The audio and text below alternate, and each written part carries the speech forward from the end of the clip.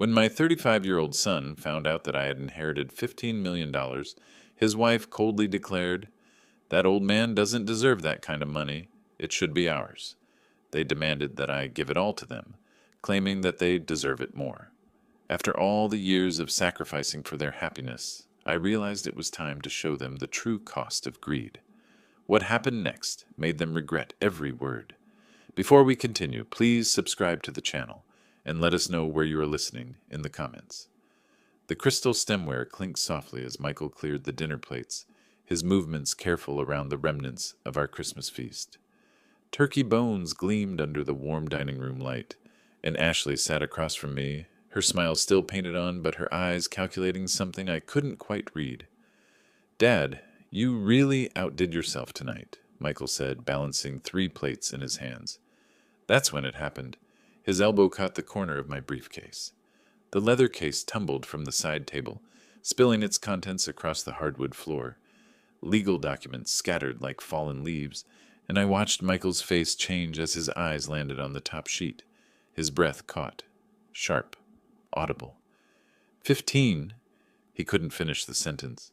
I moved quickly, dropping to my knees to gather the papers, but Ashley was already leaning forward, her neck craned to see. The Christmas tree lights reflected off the white pages as I tried to collect them, my hands suddenly clumsy. "Dad?" Michael's voice cracked like a teenager's. Did I read that right?" Ashley's fork clinked against her plate as she set it down with surgical precision. "Read what right, honey?" I straightened, the documents pressed against my chest. "It's nothing that concerns—" $15 million? Michael's words tumbled out in a rush. "The inheritance document says $15 million. The silence that followed felt dense, like the air before a thunderstorm. Ashley's painted smile finally cracked, revealing something hungrier underneath. "Your brother?" she asked, her voice suddenly gentle, probing. "The one who passed away?" I nodded, settling back into my chair with the papers now safely in my lap. "Harold died 3 months ago. The estate finally cleared probate last week." Michael sank into his chair as if his legs had given out. $15 million. You never mentioned—" Ashley's hand found Michael's arm, her fingers drumming against his sleeve. "I mean, we knew your brother was successful, but—" I folded the papers carefully, deliberately. "Harold built his software company from nothing, sold it 2 years before he died." My voice sounded strange in my own ears, distant. "He never married? No children? I was his only family." Ashley's eyes never left the documents in my hands. That's incredible, Robert. What a blessing for you." The word "you" hung in the air like smoke. Michael was staring at his hands, and I could see the wheels turning in his mind. Ashley's grip on his arm tightened, her nails leaving small crescents in his shirt fabric. "Dad," Michael said slowly, "you don't need all that money. I mean, at your age—" The words hit me like cold water. I looked at my son, my only child, the boy I'd raised alone after Margaret died, and saw a stranger. "What exactly are you suggesting?" I asked. Ashley leaned forward, her voice taking on that honeyed tone she used when she wanted something. "We're family, Robert. Families should support each other. And with little Emma and Jake to think about—" She gestured vaguely toward the framed photos of my grandchildren on the mantel. "Their college funds, their future. We could really use some help," Michael added weakly, not meeting my eyes. I set the papers on the table between us, my movements deliberate. "The money just became available. I haven't even decided what to do with it yet. But surely you see that sharing would be the right thing." Ashley's mask was slipping, her sweetness becoming strained. "We're young. We have dreams, plans. We could actually do something meaningful with it." The grandfather clock in the hallway chimed 9 o'clock, its deep tones marking time that suddenly felt precious. I looked at my son and his wife, really looked at them, and something cold settled in my chest. "This is an appropriate dinner conversation," I said finally. Ashley's laugh was sharp, brittle. "Money is always appropriate conversation when it affects family." Michael nodded, finding his voice again. "Ashley has a point, Dad. We've been struggling while you've been comfortable. Maybe it's time to think about your grandchildren's future." I stood slowly, my joints protesting. The papers crinkled as I gathered them. "I think we should finish cleaning up. You're staying the night, aren't you? The guest room upstairs is ready." Ashley and Michael exchanged a look. Quick, loaded with meaning I was only beginning to understand. "Of course we're staying," Ashley said. "We have so much more to talk about." I headed toward my bedroom, the documents clutched in my hand, leaving them to finish the dishes. Behind me, I heard their whispered conversation starting again, urgent and hungry. The house suddenly felt very small. I lay in my bed, staring at the ceiling as the digital clock cast its green glow across the room. 11:43 p.m. 4 hours since dinner ended, and sleep felt as distant as the moon outside my window. The old house creaked around me, settling into the December cold. Above my head, footsteps moved across the guest room floor, soft but deliberate. Then voices muffled through the thin ceiling that had never been properly insulated. I tried to ignore it at first. They were married. They needed to talk. But Ashley's voice cut through the floorboards with an edge that made me sit up. "Old man doesn't deserve $15 million. My blood went cold. I held my breath, straining to hear more. "Ashley, keep your voice down." Michael's whisper was barely audible. "He's asleep, Michael. And I'm right. He's wasted his whole life being ordinary, working that boring engineering job, living in this tiny house." Her voice dripped with disdain. "We're young. We could actually do something with that money." The floorboards creaked as she paced. I pressed my ear to the ceiling, my heart hammering against my ribs. "Maybe you're right," Michael said, and those 4 words shattered something inside my chest. "He has been pretty selfish with money lately. Remember when we asked for help with the car payments? He acted like we were asking for the world." Selfish. My son called me selfish. I gripped the sheets so hard my knuckles went white. "Exactly." Ashley's voice grew stronger, more confident. "We've struggled while he's been sitting comfortable. That inheritance should be shared. We deserve it more than he does." "But how do we convince him?" Michael asked. "You saw how he reacted tonight." "Leave that to me." Ashley's tone turned calculating. "Men his age can be influenced, especially when they're lonely. And if gentle persuasion doesn't work." She paused, and I heard her sit down on the bed above me. "We have options." "What kind of options?" "Legal ones. Think about it. He's getting older, maybe not thinking as clearly. We could contest his mental state, claim undue influence from Harold. There are precedents." My hands began to shake, not from fear, but from a rage so pure it felt like ice in my veins. "I don't know, Ashley. That seems extreme." $15 million, Michael. 15 million. That's extreme wealth for someone who will probably be dead in 10 years anyway. The casual cruelty of it hit me like a physical blow. 10 years. That's all the life she figured I had left, and even that felt too long to her. "We could pay off the house, buy a new car, take that trip to Europe we've always talked about," she continued, her voice dreamy now. "Emma and Jake could go to private school. We could actually live." "What if he says no again?" Ashley's laugh was soft and dangerous. "He won't. Trust me, I know how to handle men like your father. He's been alone too long. He's vulnerable. A little guilt about not being there for his grandchildren. Some tears about our financial struggles. He'll cave." Above me, the bed springs squeaked as Michael joined her. "You really think we deserve that money more than him?" he asked. "I know we do. What's he going to do with it? Sit in this house and count it? We have our whole lives ahead of us. He's had his chance." The clock read 12:17 a.m. when their voices finally faded to whispers, then silence. I lay there until dawn broke through my curtains, processing every word, every casual dismissal of my worth, every cold calculation of my death. By the time I heard them stirring above me around 7 a.m., something fundamental had changed inside me. The loving father who had sacrificed everything for his ungrateful son was gone.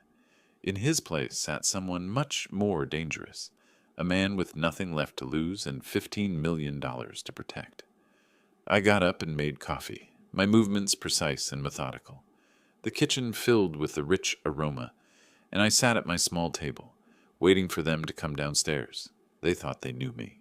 They thought I was weak. They were about to learn how wrong they were. Steam rose from my coffee cup in the early morning light, but I couldn't taste anything. The kitchen felt different somehow, smaller, like the walls had moved closer during the night. Above me I heard Ashley and Michael stirring, their voices low and conspiratorial. I closed my eyes and let myself remember. Margaret's hospital room 10 years ago.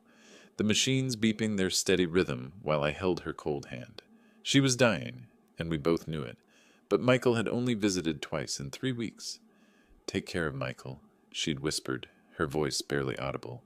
"But don't forget to live for yourself, Robert." I'd promised her I would. Another lie I'd told myself. When Margaret died, Michael had been too grief-stricken to help with funeral arrangements. I'd chosen the casket, written the obituary, organized the service. He'd shown up in a wrinkled suit, dry-eyed, and left immediately after the burial to process with Ashley. I'd grieved alone. Before that, college. 4 years of 80-hour weeks at the engineering firm, taking every overtime shift, every weekend project.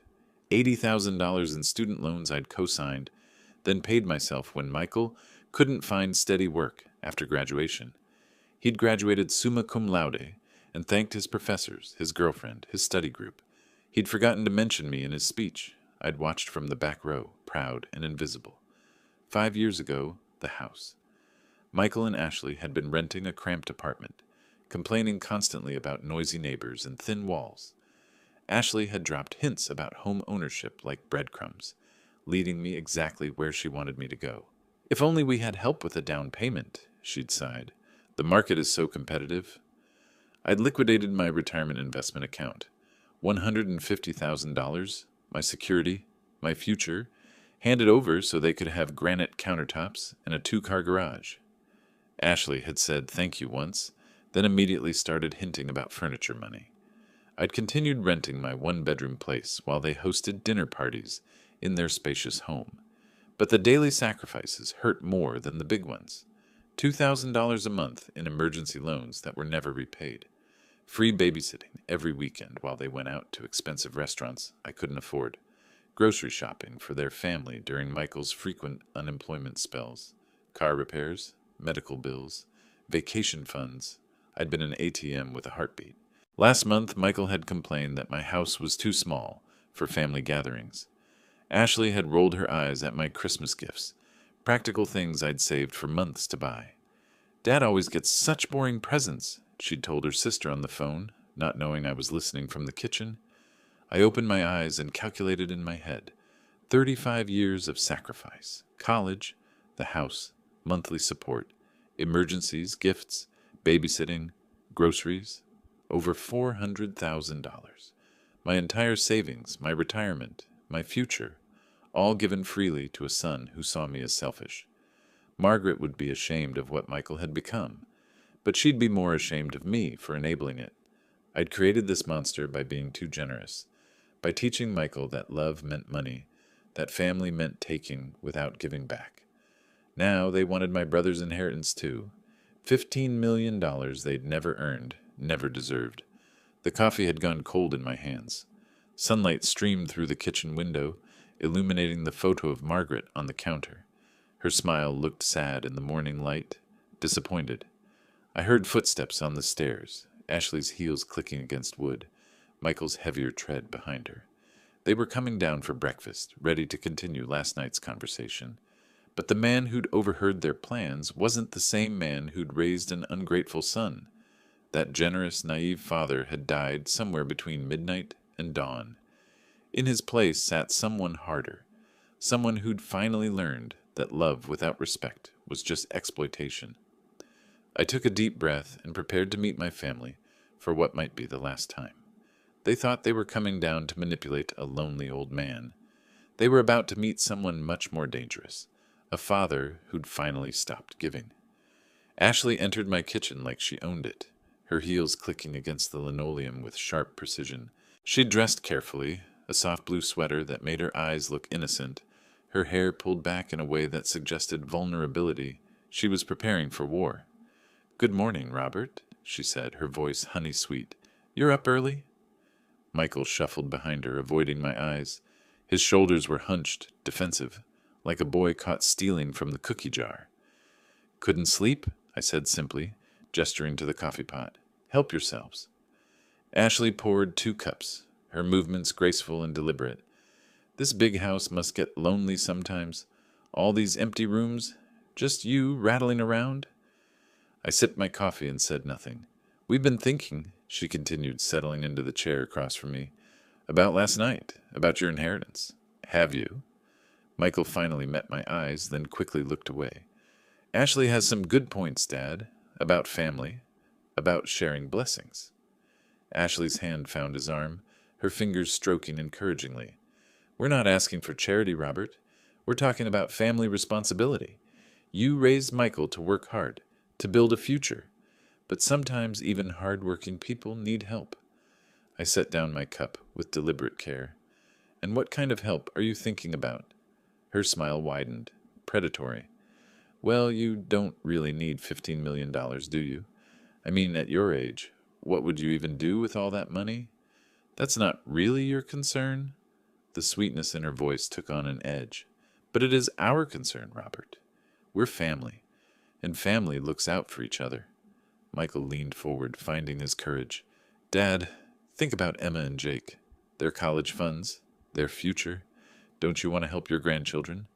I've been helping them their entire lives. I've been helping you both for decades. Ashley's mask slipped slightly. Sure, you've helped here and there. But this is different. This is real money. Life-changing money. For whom? For all of us. Her voice rose. Then she caught herself, forcing the smile back. We're young, Robert. We have dreams, plans. We could actually do something meaningful with that inheritance.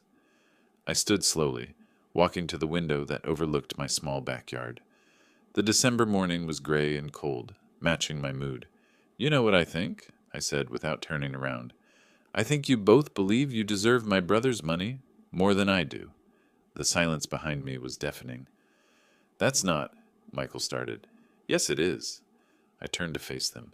You think I'm too old? Too ordinary? Too boring to deserve $15 million? You think I'll just let it sit in a bank while you could be living your dreams? Ashley's composure cracked. Well, wouldn't you? What are you going to do with it, Robert? Buy a bigger house? Travel the world? You've never wanted anything. Maybe that's because I spent 35 years wanting things for my son instead. Michael flinched as if I'd slapped him. We deserve some of that money, Ashley continued, her voice hardening. We've struggled while you've been comfortable. We're the ones with young children, with futures to build. You're just going to hoard it like some old miser. Based on what do you deserve it? I asked quietly. Based on being family, she snapped. Based on being young and full of potential instead of old and useless. The words hung in the air like poison gas. Michael's eyes widened, realizing his wife had gone too far. Ashley, he whispered, but she was past caring about masks. It's true, isn't it? What's he going to do with $15 million except count it? We could actually use it. I walked back to the table, my movements calm and measured. Is that what you both think? That I'm old and useless? Michael couldn't look at me. Dad, that's not what she meant. Yes, it is. I sat down across from them. And you agree with her, don't you, son? You think you deserve your grandfather's money more than your father does. Maybe we do, Michael said quietly, and there it was, the truth finally spoken in daylight. Ashley reached across the table, her hand grasping for mine. Robert, please, think about your grandchildren. Think about their future. Don't be selfish. I pulled my hand away. Selfish? We'll contest this legally if we have to, Ashley said, desperation creeping into her voice.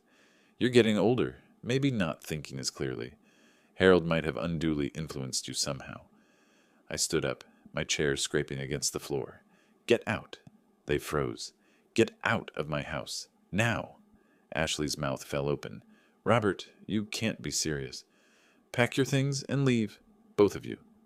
Michael half rose from his chair. Dad, please, let's talk about this reasonably. There's nothing reasonable about what you're asking. There's nothing reasonable about what you think you deserve. I walked to the front door and opened it. You have 10 minutes. I watched from the window as they threw their belongings into their car. Ashley's face twisted with rage, Michael looking confused and lost. Ashley slammed her door hard enough to rattle the windows. As they drove away, Ashley's words floated back to me through their open window. This isn't over, you selfish old bastard. I stood in my empty house, surrounded by silence, and smiled for the first time in hours. They'd started a war they couldn't win. I walked to my desk and picked up my phone. scrolling through contacts until I found what I was looking for. Thompson and Associates, Legal Services. It was time to make some calls. 3 weeks of blessed silence had lulled me into believing they'd accepted defeat. I sat in my favorite armchair, reading the morning paper with my coffee steaming beside me when the doorbell shattered my peace. The man at my door wore a crisp uniform and carried a clipboard thick with official-looking papers. Robert Anderson. Yes? Legal documents requiring your signature. He held out the clipboard with practiced efficiency. Sign here, please. My hand trembled slightly as I signed. The envelope felt heavy, ominous. I watched his car disappear down the street before closing the door. Inside the envelope, legal letterhead caught the light. Petition for determination of incapacity. Stared back at me in bold letters. My vision blurred as I read further. Petitioners Michael R. Anderson and Ashley M. Anderson hereby request this honorable court to determine that respondent Robert D. Anderson lacks the mental capacity to manage his financial affairs. The words swam on the page. Dementia. Irrational decisions. Unable to manage affairs. They were trying to have me declared mentally incompetent. I sank into my kitchen chair, spreading the documents across the table with shaking hands. The court date glared at me. February 8th, 2025. Less than 3 weeks away. Attached were witness statements from neighbors I barely knew, claiming they'd observed concerning behavior and signs of cognitive decline. Mrs. Patterson from 2 houses down supposedly witnessed me talking to myself in the yard and forgetting to bring in my mail for days. I'd never spoken to Mrs. Patterson beyond polite greetings. The medical evidence came from Dr. Patricia Williams, who claimed I showed significant signs of dementia during a consultation I'd never attended. According to her report, I was confused about basic financial concepts and unable to recall recent events. My hands clenched into fists. They'd forged everything. But the cruelest blow came on page 4. Petitioners have secured respondents' assets totaling $500,000, pending this court's determination to prevent further financial harm. They'd frozen $500,000 of my money, my checking account, my savings, my investment portfolio, locked away based on lies. I read the petition 3 times, each reading stoking my fury higher. They weren't just trying to steal my inheritance. They were trying to destroy my independence, my dignity, my very identity as a competent human being. The phone felt cold against my ear as I dialed Thompson and Associates. Sarah, it's Robert Anderson. I need your help immediately. Robert, what's wrong? You sound... They're trying to have me declared mentally incompetent. I have legal documents in front of me that are complete fabrications. A pause, then Sarah's voice, sharp and professional. Don't say another word over the phone. Can you be in my office in an hour?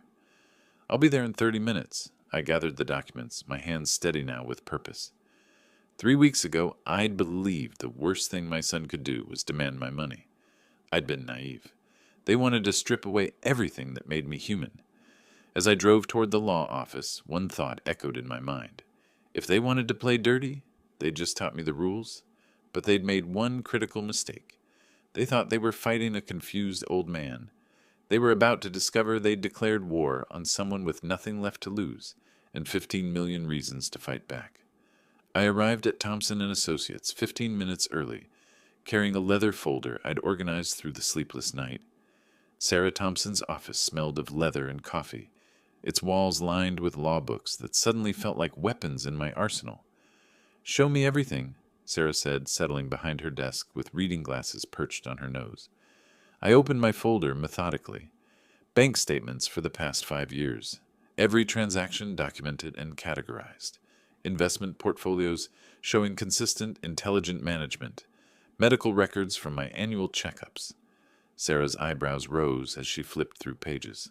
Robert, these financial records are immaculate. Your portfolio performance is better than most fund managers achieve. Now look at their petition. She compared the documents, her expression darkening. This Dr. Patricia Williams. I've never heard of her. Let me check the medical board database. Her fingers flew across her keyboard. She's not board certified in geriatrics. She's actually a pediatrician in Tacoma. My jaw tightened. Ashley's college roommate. I remember her from their wedding. And these witness statements? Sarah pulled out a magnifying glass, examining signatures. Robert, look at this handwriting. The loops in the G's, the slant of the letters. These signatures were written by the same person. Ashley always had distinctive handwriting. Too many loops. Sarah leaned back in her chair. This isn't just a weak case, it's fraud. But we need to respond aggressively. I want you medically evaluated immediately to counter their claims. 2 hours later, I sat across from Dr. Mitchell Harrison at Spokane Medical Center. He was thorough, professional, with kind eyes that reminded me of my own father. I'm going to put you through comprehensive cognitive testing, he explained. Memory, reasoning, problem-solving, mathematical abilities, the works. The tests felt like mental gymnastics. Pattern recognition, word association, mathematical calculations, short and long-term memory assessments. I found myself enjoying the challenge, my engineering mind clicking through problems with precision I hadn't felt in years. Robert, Dr. Harrison said, reviewing my results, your cognitive function is not just normal for your age, it's exceptional. Your working memory scores are in the 95th percentile. I'd be happy to testify that you're sharper than most 40-year-olds I evaluate. Back at Sarah's office, she spread my medical results alongside the forged petition. This is beautiful, Robert. Their case isn't just weak. It's insulting to anyone with legal training. I pulled out my phone and showed her screenshots I'd taken overnight. I recorded several conversations with Michael and Ashley over the past 2 years. Washington is a one-party consent state. Sarah's eyes lit up. What kind of conversations? Ashley discussing my money, calling me selfish for not giving them more. Michael agreeing with her, talking about what they'd do with my inheritance. And the night after Christmas, I recorded them through the ceiling, planning this whole scheme. Robert, you've just handed me everything we need to not only dismiss their petition, but file criminal charges for fraud and elder abuse. She pulled out a legal pad, writing rapidly. We file a motion to dismiss with prejudice by 5 p.m. today. Tomorrow morning, we file a defamation countersuit and report the fraud to the district attorney's office. By the end of the week, they'll be begging you to forgive them. I stood to leave, feeling lighter than I had in weeks. Sarah, there's one more thing. I want to call in every loan I ever made to Michael. 35 years of financial support, most of it documented as loans, not gifts. Sarah smiled, predatory and satisfied. How much are we talking about? $412,000, with interest. We shook hands outside her office building. I'll file our response by 5 p.m. today, she said. By this time tomorrow, they'll realize they picked the wrong fight. I walked to my car and pulled out my phone, scrolling to Michael's contact. My finger hovered over his number for a long moment. Then I put the phone away. Let them think they were winning a little longer. The trap was set. Now I just had to wait for them to walk into it. Returning home from the law office, I loosened my tie with deep satisfaction. For the first time in weeks, I felt in control. I went to my home office, the converted spare bedroom where I'd balanced budgets and planned projects for 30 years, and turned on my computer. The screen's glow illuminated my face as I opened a new Excel spreadsheet. At the top, I typed, Project Justice. My engineering background had taught me that every complex problem could be broken down into manageable components. This situation was no different. I needed data, analysis, and a systematic approach. I started with what I knew best. Numbers. Column A, date. Column B, amount. Column C, purpose. Column D, loan or gift. 35 years of financial support to Michael spread across the screen in neat rows. College tuition, $45,000. Living expenses during college, $35,000. Post-graduation emergency loans, $67,000. The house down payment, $50,000. Monthly support payments, $72,000 over 3 years. The total made me pause, $412,000. Nearly $500,000 I'd given to a son who now called me selfish. But the patterns were more revealing than the amounts. Every major gift was followed within months by another request. Every time I said yes, their demands grew larger. I'd been feeding an addiction to my money, and like any addiction, it required bigger and bigger fixes. I cross-referenced the dates with my calendar records. During Michael's unemployment period last year, when they'd pleaded poverty, I found evidence he'd been working construction 3 days a week. When Ashley claimed they couldn't afford Emma's school supplies, I discovered she'd posted photos of a weekend spa trip. They hadn't just been lying recently, they'd been lying for years. I opened a second spreadsheet. Vulnerability assessment. Ashley's weaknesses were obvious. Her social media presence revealed everything. A desperate need for status and approval. She posted constantly about expensive purchases, exotic vacations, designer clothes. Her entire identity was built on appearing successful to her peer group. Michael's weaknesses ran deeper. He'd never learned to stand up to anyone, especially Ashley. His construction work was seasonal and irregular. Without my financial support, their lifestyle would collapse within months. But their greatest vulnerability was their entitlement. They'd never faced real consequences for their actions. Every mistake I'd cushioned with money. Every poor decision I'd enabled with generosity. I pulled out a legal pad and began sketching my strategy in flowchart form, the way I'd planned construction projects for decades. Phase 1, legal defense, complete. Sarah had destroyed their incompetency petition and prepared counterattacks. Phase 2, financial pressure, ready. I had documentation for $412,000 in legitimate debts they owed me. Phase 3, social consequences, pending. Ashley's social media addiction would become her downfall when her lies were exposed publicly. Phase 4, economic reality, execute when ready. Without my support, their artificial lifestyle would crumble. Each phase had measurable objectives and success criteria. This wasn't revenge. It was accountability they'd never experienced. I opened Ashley's Facebook profile and began systematically screenshotting posts. Her timeline told a story of hypocrisy that would shock anyone who believed her current victim narrative. March 2024. Photos from Cabo Vacation captioned, "Living our best life," posted the same week they'd asked me for grocery money. June 2024. Ashley showing off $300 shoes, complaining about people who hoard money instead of enjoying life. September 2024. Michael's new motorcycle in the driveway, purchased during his supposed unemployment. I saved everything with timestamps, creating an evidence file that would demolish her credibility. The clock showed 10:30 p.m. when I finally closed my laptop. 3 neat folders sat on my desk. Phase 1 complete. Phase 2 ready. Phase 3 pending. I picked up my phone and scrolled to Michael's number, then set it down without dialing. Not yet. Let them think they were winning a little longer. Margaret used to say I was too soft, too forgiving. She'd be proud of the man I was becoming, methodical, strategic, uncompromising. Tomorrow, Phase 2 would begin. My morning coffee was interrupted by my phone buzzing like an angry wasp. Text after text flooded in from neighbors and old colleagues. "Robert, have you seen Ashley's Facebook post?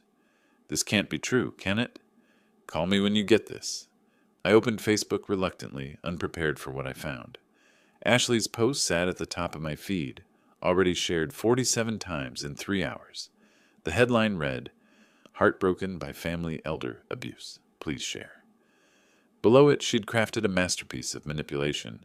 Photos of empty kitchen cabinets, overdue utility bills, her children looking sad in worn clothes. The text told a story that bore no resemblance to reality, but felt emotionally devastating. My father-in-law inherited $15 million, but refuses to help his struggling family.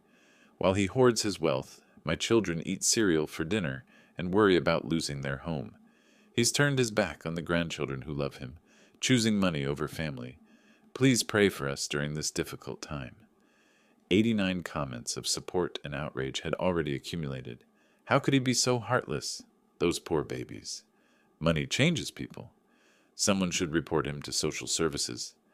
My hands shook as I screenshotted everything, documenting the lies with timestamps, but the damage was already spreading through our small community like wildfire.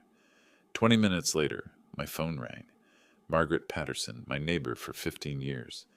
"Robert, I don't understand what's happening with your family." "Margaret, there's more to this story than what's online.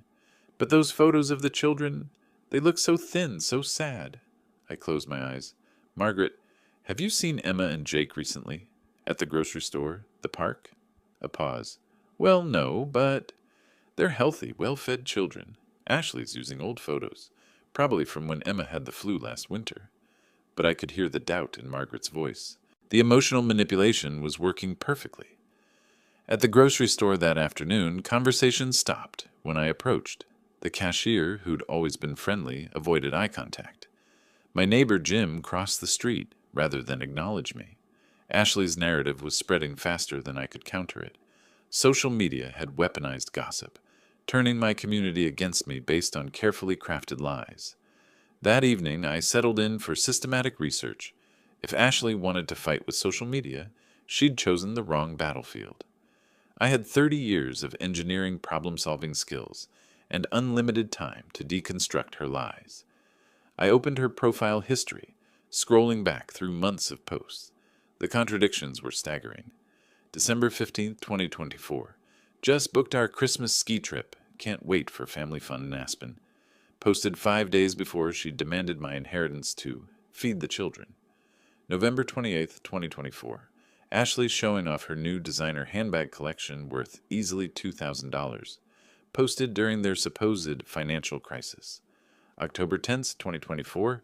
Michael's hunting photos with expensive new equipment. Captioned, "New gear for the season." Posted while they were behind on mortgage payments. I cross-referenced her posts with their requests for money, creating a timeline that exposed her hypocrisy. Every claim of poverty was contradicted by evidence of extravagant spending. But Ashley's masterpiece was her friend network, dozens of equally entitled suburban mothers who fed off drama and outrage. They shared her posts without fact-checking, adding their own embellishments to the story. "I always knew there was something off about that old man," wrote her friend Jennifer. "Rich people are so selfish," added Maria. "Those children deserve better." I screenshotted everything, building a comprehensive file of their lies and contradictions. But more importantly, I was learning the rules of their game. They thought social media was about emotions and manipulation. They were right. But they'd forgotten that every post, every comment, every share left digital fingerprints that could be traced, documented, and used as evidence. By 11 p.m., I had 47 screenshots of contradictory posts, 23 examples of financial hypocrisy, and 15 instances of outright lies about their circumstances. My phone showed 23 missed calls from community members, some concerned, others accusatory, but I didn't respond. Not yet. I opened my laptop and began typing. To my friends and neighbors. Then I stopped, deleting the words. Tomorrow would be soon enough. Let Ashley dig herself deeper first. Every lie she told, every exaggeration she shared, every manipulation she posted was ammunition for my eventual response. She thought she was winning the war for public opinion. What she didn't realize was that she was creating the evidence that would destroy her credibility completely. The trap was almost ready. I just needed her to walk a little deeper into it. The community center buzzed with unusual energy as I arrived for our monthly neighborhood association meeting. Ashley had requested this gathering focus on elder abuse awareness, her final trap, she believed. But I'd also requested 15 minutes to address recent misunderstandings. My manila folder, labeled Financial History, 1995-2025, felt substantial in my hands. Ashley had transformed the front of the room into a dramatic presentation space. Poster boards displayed blown-up photos of empty cabinets, overdue bills, and sad-looking children. Her props told a story that would move any sympathetic heart. "Thank you all for coming," she began, her voice trembling with practiced emotion. "I never thought I'd have to expose family business publicly, but when children are suffering—" 30-plus neighbors filled the folding chairs, their faces already softening with sympathy. Ashley knew her audience well. She gestured to her displays. "These photos show the reality of financial elder abuse. While my father-in-law hoards $15 million, our children eat cereal for dinner. Our electricity was nearly shut off last week." Murmurs of outrage rippled through the crowd. How terrible. Those poor babies. Something should be done. I sat quietly in the back row, taking notes, waiting my turn. "I have documentation proving everything," Ashley continued, holding up official-looking papers. "Bank statements showing his excessive wealth, while we struggle for basic necessities. Medical records proving his declining mental state. Witness statements from concerned neighbors. The performance was masterful. By the time she finished, half the room was ready to call social services on my behalf. "Mr. Anderson," said Margaret Patterson, the meeting chair, "Ashley has requested we address this serious situation. Would you like to respond?" I stood slowly, carrying my folder to the podium Ashley had just vacated. Her confident smile suggested she believed she'd already won. "Thank you, Margaret. I do have some things to share." I opened my folder with deliberate care. Ashley mentioned documentation. I've brought 30 years of financial records. Let's examine the actual facts. I spread bank statements across the display table. These show monthly transfers of $2,000 to Michael Anderson for the past 3 years. That's $72,000. The room's energy shifted slightly. Ashley's smile faltered. "This receipt shows a $150,000 down payment for Michael and Ashley's house, paid from my savings account in September 2019. More murmurs, but different now, confused, questioning. College tuition payments, $45,000. Living expenses during his education, $35,000. Post-graduation emergency loans, $67,000. I could see neighbors doing mental arithmetic, their expressions changing. The total financial support I've provided to my son and daughter-in-law over 35 years, $412,000. The silence was profound. Now Ashley mentioned social media documentation. I connected my laptop to the community center's projector. Let's look at some of her Facebook posts.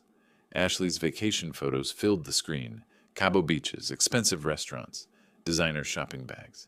The timestamps were devastating. March 15th, 2024. Living our best life in paradise. Posted the same week they requested grocery money because they couldn't afford food. Gaffes echoed through the room. June 8th, 2024. Ashley showing off $300 shoes, complaining about people who hoard money instead of enjoying life, posted during their supposed financial crisis. Ashley was on her feet. "Those posts are out of context. You're manipulating." September 20th, 2024. Michael's new motorcycle, purchased during his unemployment period when I was paying their mortgage. Margaret Patterson raised her hand. "Ashley, you told me just last week that Robert never helped financially. You said he was heartless." That's not what I meant." Other neighbors began comparing notes. "She showed me photos of her new designer purse last month." "Didn't they just renovate their kitchen?" Ashley's panic was visible now. "You're all taking his side because he has money." "No," I said quietly. "They're questioning your story because it doesn't match the evidence." Michael, who had remained silent throughout the presentation, finally spoke. "Ashley, maybe we should go." "I'm not done," she snapped. "These records could be faked. Social media can be hacked." But the room had turned. The sympathy that had flowed toward her at the beginning was now directed at me. Neighbors approached with embarrassed apologies. "Robert, we're sorry we believed. I should have asked for your side first. We owe you an apology." I packed my materials methodically, accepting their contrition with grace. The truth had done its work. As Ashley stormed toward the exit, pulling Michael behind her, Margaret approached me. "Robert, I think there's something else you should know about what Ashley's been saying around town." I looked up with renewed interest. Apparently, this wasn't over yet. Michael arrived at the construction site Monday morning to find his co-workers avoiding eye contact. The usual morning banter died when he approached, replaced by uncomfortable silence and meaningful glances. His boss, Mike Rodriguez, emerged from the office trailer with a clipboard and a grim expression. "Michael, we need to talk. My office." The trailer's plastic chairs squeaked as Michael sat down, dread settling in his stomach like cold concrete. "Look, you're a good worker," Mike began, "but we've got a problem. 3 clients have called since Friday asking for different crew assignments."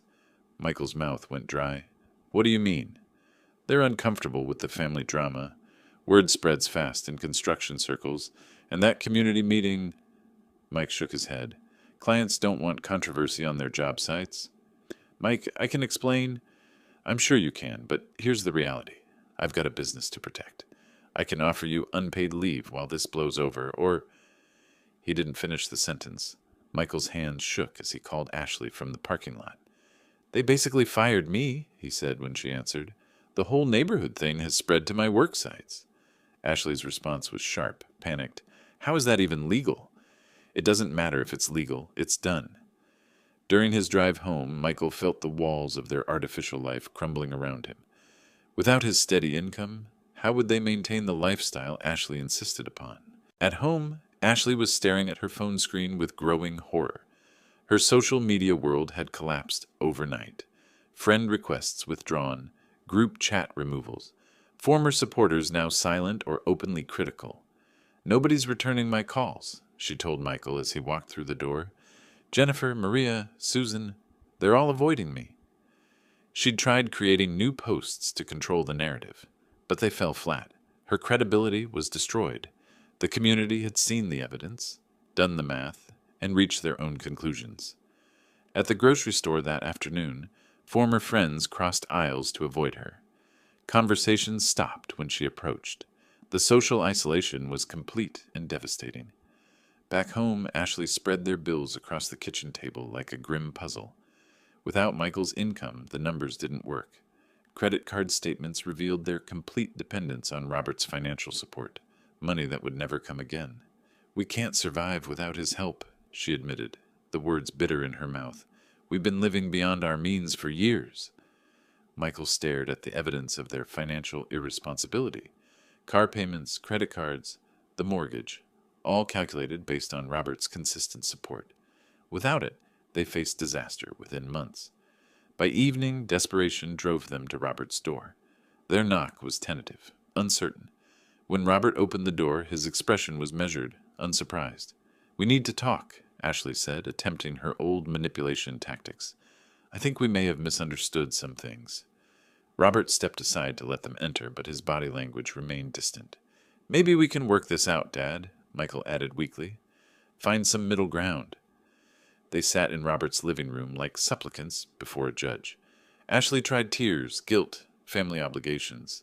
Michael attempted father-son bonding and shared memories. Robert listened patiently, then responded with devastating calm.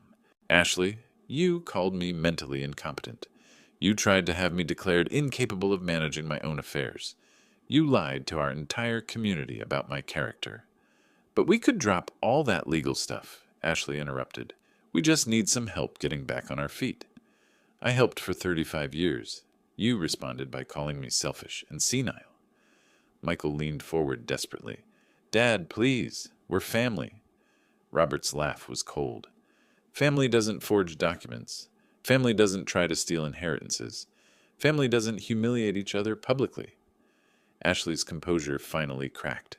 We'll lose everything. You should have thought of that before you decided I was too old and useless to deserve my own money. Their protests grew more frantic, their promises more desperate, but Robert remained unmoved. Finally he stood. The time for working things out has passed. You made your choice at Christmas. As they reached their car, Ashley turned back one last time. This isn't over, Robert. We know where that money came from. We know what you're really like. From his window, Robert watched them drive away. Then he reached for his phone and scrolled to Thompson and Associates. His finger hovered over the call button for only a moment. 7 days had passed since Ashley's parting threat, and I sat across from Sarah Thompson reviewing a thick legal folder marked Anderson versus Anderson Financial Recovery Action. Robert, this is the most comprehensively documented debt recovery case I've ever seen, Sarah said, spreading financial records across her conference table. 30 years of meticulous record-keeping. I'd spent the week compiling everything, every loan agreement, every promissory note, every witness signature. My engineering background had served me well. I documented their financial dependence with scientific precision. The legal basis is rock solid, Sarah continued. These weren't gifts. They were structured loans with clear repayment terms. Your son signed acknowledgments for every major transfer. The numbers were staggering. Principal amount, $280,000 in documented loans over 15 years. Interest at standard personal loan rates, $147,000. Total debt, $427,000. They challenged your mental competency, Sarah said, organizing the papers. Now they face the consequences of that decision. No judge will call this harassment after what they attempted. I nodded, feeling the satisfaction of a well-executed plan. They wanted my money. Now they can pay for what they've already received. The legal documents were prepared with ruthless efficiency. Demand for immediate payment, in bold letters. Asset attachment orders for their house and vehicles. 30-day ultimatum before forced bankruptcy proceedings. The process server will deliver these by 2 p.m., Sarah said. By tonight, they'll understand their position completely. At their home, Ashley was sorting through more unpaid bills when the doorbell rang. The uniformed man's clipboard looked ominously familiar. Ashley Anderson, legal documents requiring your signature. Her hands trembled as she signed, Michael appearing over her shoulder as she opened the envelope. $427,000? Ashley's voice cracked on the amount. Michael grabbed the papers, scanning rapidly through legal terminology he barely understood. Dad kept records of everything. Every loan, every payment, every promise to repay. They called 3 different lawyers that afternoon. Each consultation confirmed their worst fears. These appear to be legitimate promissory notes, their attorney explained. The documentation is extensive. The interest calculations are standard. Your father has legal standing to collect. Ashley paced their living room frantically. He planned this whole thing. Every dollar he gave us was a trap. No, Michael said quietly, finally understanding. Every dollar was a test. We failed. Their house equity barely covered half the debt. Their cars were worth maybe $30,000 combined. Ashley's designer possessions couldn't dent the remaining balance. The bankruptcy lawyer was blunt. You have 30 days to negotiate or face forced liquidation of assets. Your father holds all the leverage. That evening, I sat in my study reviewing the completion of my strategic plan. Sarah called with an update. Documents delivered successfully. Their lawyer has already reached out, asking about negotiation possibilities. I leaned back in my chair, thinking of Margaret's final words before she died. Take care of Michael, but don't forget to live for yourself. For 35 years, I'd forgotten that second part. I'd enabled their entitlement, funded their ingratitude, and accepted their disrespect. No more. My phone rang at 6 p.m. The caller ID showed Michael's son. I stared at the display for 3 rings, remembering Christmas dinner, remembering their midnight plotting, remembering Ashley's lies to our community. I set the phone down without answering. It stopped ringing, then immediately started it again. This time I turned off the phone entirely. Outside my window, winter was giving way to early spring. New growth was coming, but some dead wood had to be cleared away first. They'd called me senile, incompetent, selfish. They'd tried to steal my independence, my dignity, my reputation. Now they were learning the cost of underestimating a man with nothing left to lose and everything to prove. The engineering project was complete. Every calculation had been correct. The first warm day of late winter found me in my garden, planting early spring bulbs that wouldn't bloom until next year. Some things I'd learned required patience and proper timing. The sound of car doors slamming shattered the peaceful afternoon. Ashley's aggressive stride across my lawn told me she'd reached the end of her rope. We need to settle this now, she announced, Michael trailing behind her with a folder clutched to his chest. I continued planting, not looking up. Good afternoon, Ashley. Michael? Don't play games with us, Robert. $400,000. You're trying to destroy us. I straightened slowly, brushing soil from my hands. I'm trying to collect debts you've owed for years. Ashley thrust papers at me. Some of these were gifts. You said so yourself? I glanced at their documents, hastily assembled, poorly organized. When did I say that? Christmas presents, birthday money, help with groceries, were documented as loans with your husband's signature. Would you like to see the original promissory notes? Michael stepped forward, his voice desperate. Dad, think about Emma and Jake. Your grandchildren will lose their home. I've been thinking about them for years. That's why I documented everything. I met his eyes directly. I planned for the possibility you'd become ungrateful. Ashley's face contorted with rage.